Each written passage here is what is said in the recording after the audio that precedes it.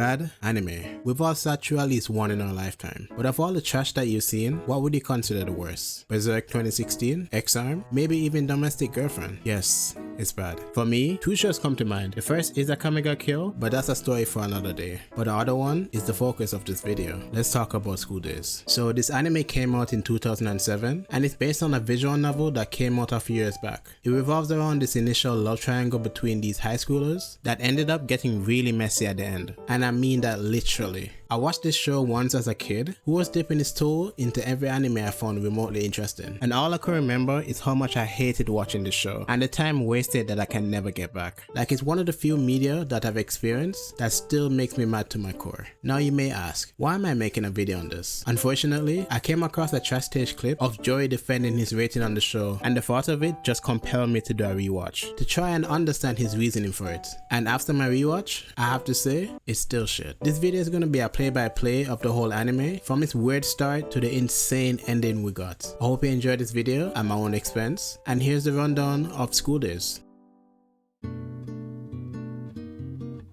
So the anime starts off as a typical high school romance. Our main character, Makoto, is just starting his second semester when he noticed Kotonoha, a quiet and introverted girl who rides the same train to school. Makoto comes off as a regular, bland MC with no noticeable traits. He has this initial crush on Kotonoha, and from the outside, it seems like we're getting a predictable and wholesome love story. But all the normal stuff ends there. This guy immediately took a picture of her without her knowing. Take this as a sign of the weird behaviors this guy is going to be showing the more you watch this show. We then cut to Makoto sitting in class, still fixated on the picture he took of Kotonoha, where he is caught by his new classmates, Sakai. Sakai is outspoken and lively and is never afraid to speak her mind. She obviously calls him out on the photo, but then brushed it aside as a joke. They both became friends, and later on, Sakai went out of her way to befriend Kotonoha and tried to set Makoto up with her. Sakai joked about telling someone about the picture, and he immediately got aggressive. She calmed him down and he went along with her plan. Again, notice the signs. This guy clearly has issues, but also Sakai was helping out a lot for someone who she just met. They met up with Kotonoha for lunch, and Sakai gave Makoto a window to talk to Kotonoha alone. They seem to enjoy each other's company, and Makoto asked her out on a date, so everything seems okay for now. Then the first episode ends with Makoto at the train station thanking Sakai for helping out with Kotonoha. Makoto understandably asks Sakai why she's doing so much for him, especially with no incentive on her end. She brushed it off as just wanting to be a good friend. Makoto tried to press for a different answer, and she responded with a kiss, then immediately took the train home with a sad look on her face. And it's a quiet moment that hints that there's more to her feelings than she's letting on. Also in the background is Setsuno, Sakai's close friend. She hasn't played a major role yet, but note that she's extremely protective of Sakai. But you'll learn more about her as things unfold. The next few episodes continued with Makoto and Kotonoha's relationship. At first it was okay with them just trying to enjoy their time with each other, but a lot of bad signs started to show. You see how I mentioned Makoto was a bit aggressive towards Sakai? It was not a one-time thing. This guy was full on pushing boundaries with Kotonoha on multiple occasions, trying to kiss her multiple times when she's clearly uncomfortable, and even had a situation where he embraced her on the train. It doesn't help that as we learn more about Kotonoha, she struggles with low self-esteem, has few friends, and is bullied by her classmates. Makoto came to Sakai about this, and she advised him to be patient and treat Kotonoha with kindness. She also reached out to Kotonoha and spoke to her on how to navigate things with Makoto. For a moment, it seems like things were improving. Makoto and Kotonoha made up, and their relationship appeared to be back on track. Kotonoha even invites him over to her house, and they seem genuinely happy together. Kotonoha is in good spirits, and it looked like Makoto was finally settling into a good situation with her. But then...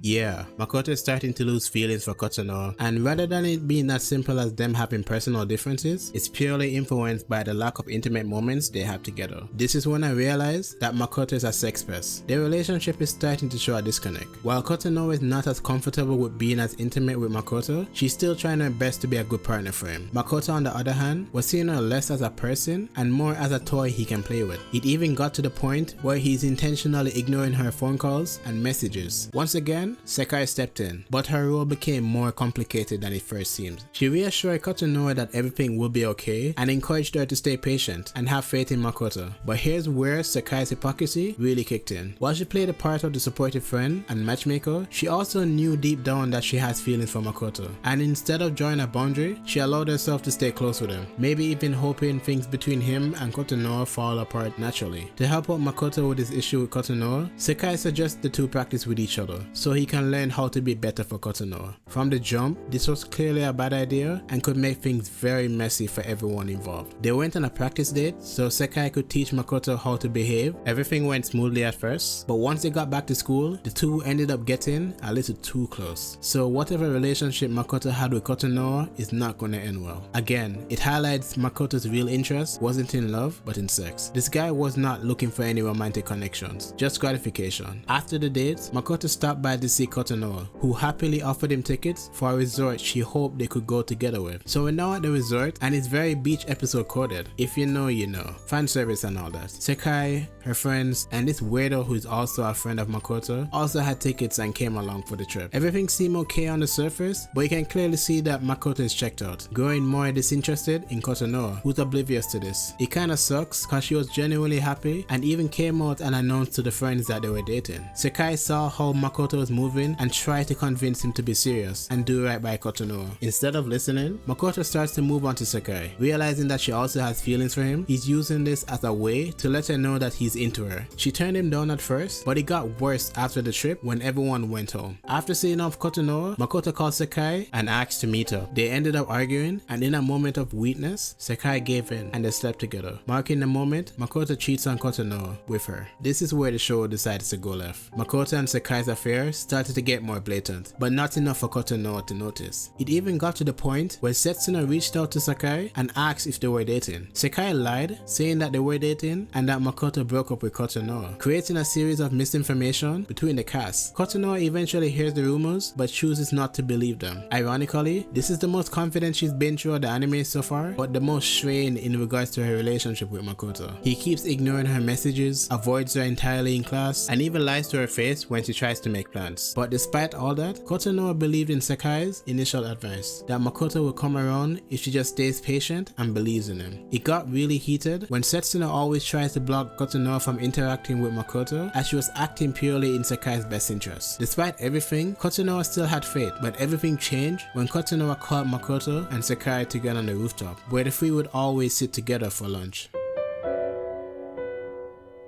If you thought things were already messy, it's about to get worse. Kotonoha does not take the reveal well. Even after seeing Makoto and Sekai together with her own eyes, she still can't fully accept what's happening. Instead of confronting the betrayal, she turns inward, believing that she needs to do better as a girlfriend to fix things. It's heartbreaking because she's completely unaware that she's been cast aside. Things only get worse from there. The emotional distance between her and Makoto is now painfully obvious. At one point, Setsuna even used Makoto's phone to block Kotonoha from calling or sending him a message. And if that wasn't enough, Kotonoha continued to face relentless bullying at school, especially in the lead up to the school's festival. Her classmates dumped the entire responsibility of their class exhibit on her, but she doesn't complain. She just quietly pushes through it all, as if proving her worth will somehow make things even better. There was even a situation when Makoto's weird friend tried to hit on her. She rejected him, but then some of Sekai's friends who were with Makoto confronted her. And when Makoto sees this, he just stood there, silent, not even a word in her defense. We then cut to Makoto's home, where the cracks in his relationship with Sekai starts to show. Sekai's attitude has shifted. She no longer feels guilty about Kotonoha. Now she wants Makoto to break up with her properly, to make their relationship official and stop hiding their affair from her. But instead of taking responsibility, Makoto casually brushes her off. They got into an argument when they're visited by Kotonoha without warning. Without knowing that Sekai is inside, she confronts Makoto about being blocked, which he awkwardly tried to explain away. He tried to rush her to get back home, but just as Kotonoha is leaving, Sekai storms out of the house in a fit of jealousy. Sekai is immediately confronted by Kotonoha, who just slaps her.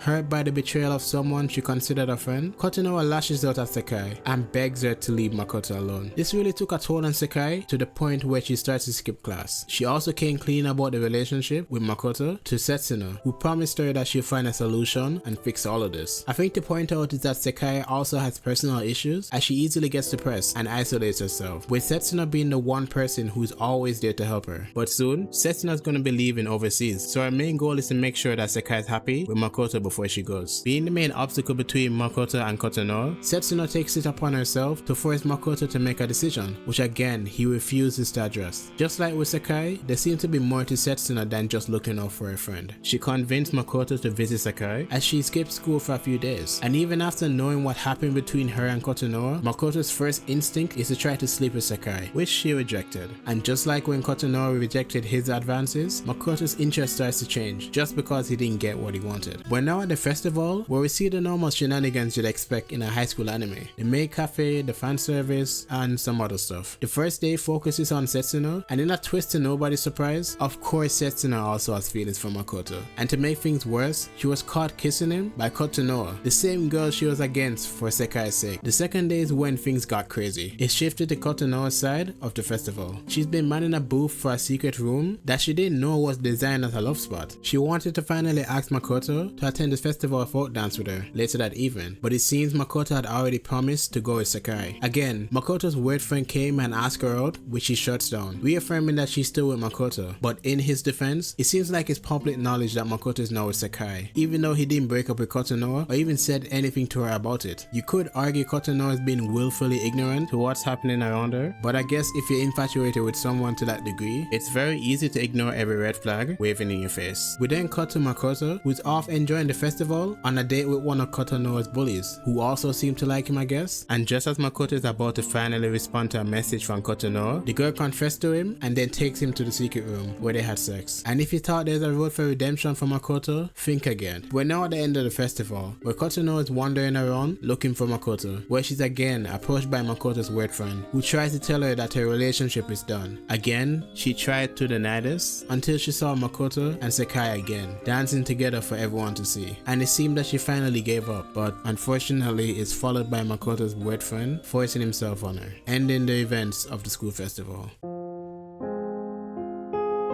The fallout from the festival was rough. Kotonoha saw for herself that Makoto chose Sekai over her. With a little ounce of hope she had, she tried to speak with him to get some sort of explanation when she saw him accompanied by Setsuna, who kissed him right in front of her. This time to spite her, Makoto finally tells her the truth and breaks up with her. But let me go on a small tangent, just calling out this guy for the horrible piece of garbage he was. It's one thing to be cheating on your significant other, but the way he went about it just irks my soul. There were so many opportunities for him to tell Kotonoha upfront that he didn't like her anymore, and I think what made it worse was him adding fuel to the fire by not taking responsibility. Every time a character confronts him about this conflict he had regarding Sekai and Kotonoha, he either disregards what they say or tries to change the subject, and this level of indecisiveness is my main issue with this guy. Like a lot of issues that happen in this anime would have been fixed had this guy just opened his mouth or even said something, instead of acting oblivious to what's happening, letting things fester and get worse for the people involved, caused by the actions he created but refused to take responsibility for. When he broke up with Kotonoha, it was so insincere. He couldn't even look at her in the face when he said it, and he only did it because Setsuna forced him to settle things with Kotonoha once and for all. Like, this guy has no redeeming features, yet he gets rewarded for the nasty stuff that he does. We then find out later that he was still sleeping with the girl from Kotonoha's class, which Setsuna found out. She confronts him about this, and he gaslit her into sleeping with him before she left overseas. And if things couldn't get worse, Sekai also finds out about Makoto's affair in the worst way. So the secret room from the festival had a hidden camera that recorded footage of the couples that used it. I'm not going to even address how messed up and illegal this is. Makoto and that one girl were among one of the couples recorded, and Sekai was pissed. She was heading to Makoto's home when she ran into Kotonoha, who told her the news about Setsuna, but you can see in her face that she was broken. All the main characters are now in a downward spiral. Makoto's become the school's whore, sleeping with even more girls he could get his hands on, including one of Sekai's friends and the girls who bully Kotonoha. He's not even concerned with Sekai's well-being, as she's been absent for school for what seemed like days. Kotonoha started to go insane, repeatedly talking to her phone as if it was Makoto, reliving good memories she had of him and the plans she wanted to carry out during their relationship. And Sekai,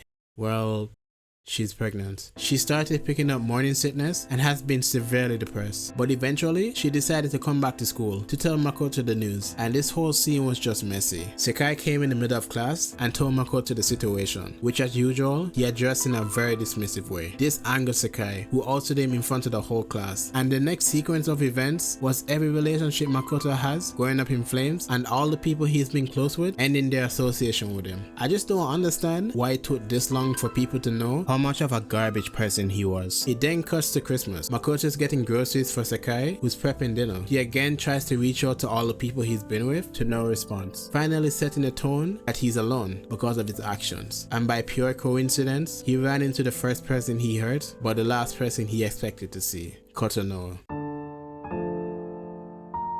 We're now at the finale, and through all the stuff you'd have to go through watching this anime, this last episode almost made up for everything with how insane and satisfying it was. Sakai realized that Makoto's been out for a while and decided to call him. An argument immediately breaks out, and she learned that he was with Kotonoha, and the stuff that Makoto was saying to Sakai, なんで子供なんて作ったんだよ。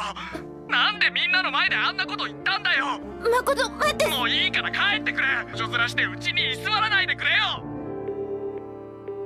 Man. Sakai was on her way back home in anger when she saw Makoto on the train with Kotonoha. She made a U-turn and went back to Makoto's house, where in a parallel to when Kotonoha first found out, Sakai slaps her, enraged. But the vibe of this confrontation was much more sinister. It seemed like Kotonoha snapped back to her senses when she saw Makoto, but something seemed off about her. She criticized Sakai for being the one who set Makoto on this path of his infidelity, almost giving him an excuse for all of his wrongdoings. And to add salt to the wound, Kotonoha kissed Makoto right in front of Sakai, reigniting their relationship. Sakai is in a bad place after all that happened, and Makoto's disregard for responsibility really went over the line. He sent a text message to Sakai recommending a clinic, pretty much telling her to get an abortion. Sakai came over to Makoto's house to discuss things when she went to the kitchen to get some tea. She saw the spoiled food in the trash bin from the day she cooked for him, and this was her trigger. She then sent 2 text messages to Makoto. Sorry, and goodbye. Makoto was immediately met with a stab to the body. In a fit of rage, Sakai stabs him to death. Reliving all of the good and bad memories he's had with both girls, all Makoto could do was struggle until he gave out. Sakai immediately realized what she's done and ran away home. All that was left of Makoto was his corpse, which was then met by Kotonoha. Later, Sakai received a message from Kotonoha asking to meet up at the school's rooftop where all 3 used to hang out. The final confrontation is tense. All Kotonoha asked was if Sakai went to the clinic, deluding herself into thinking that Sakai was lying about the pregnancy, and this is when I realized Kotonoha became a yandere. Sakai vented out her frustrations with Makoto, asking how in the end he still chose Kotonoha over her. Kotonoha pointed out that she could ask him herself, and it shifts to Sakai looking into Kotonoha's handbag, seeing that it has Makoto's head inside. Kotonoha then pulls out a bread knife. Sakai pulled out her knife to attack Kotonoha, who disarmed and cut her wide open, leaving Sakai dead, stating that Sakai was actually lying about the pregnancy. And the last scene of the anime is of Kotonoha holding Makoto's severed head on a boat in the middle of the ocean right into the sunset.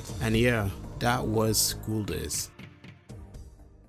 That was a lot. If there's one way for me to describe this show, it's very messy, and the weird part is that it takes itself too seriously. The characters are so unlikable, it's not even funny. I felt bad about Kotonoha, but then seeing how she was moving halfway through the show, I just didn't care for her anymore, especially when she went fully yandere. Like, a lot of serious issues were brought up in the show, but I just didn't like how it was handled. And I think what killed the enjoyment of the show for me is the writing of Makoto. Along with that rant I had earlier about his character, I just didn't like the anime's approach of trying to make him some sort of likable or relatable protagonist, especially after everything he's done. And I can also see people really hating Sakai the most, given she's the instigator of the main conflict of the show and is a major hypocrite in regards to her actions, making her an easy scapegoat. I just wanted to make this video as a way to go over an anime that stuck with me for years, due to how bad my experience with it was. I did the rewatch just to reaffirm my feelings the second time around were still the same, and I have to say, yeah, I still think this anime is shit, but the ending is a guilty pleasure of mine. I might need to get checked out for that. If you've watched the show, or maybe if you're actually a defender of this anime, let me know how you felt about it in the comments. Hope you enjoyed the video, like, subscribe, and take care.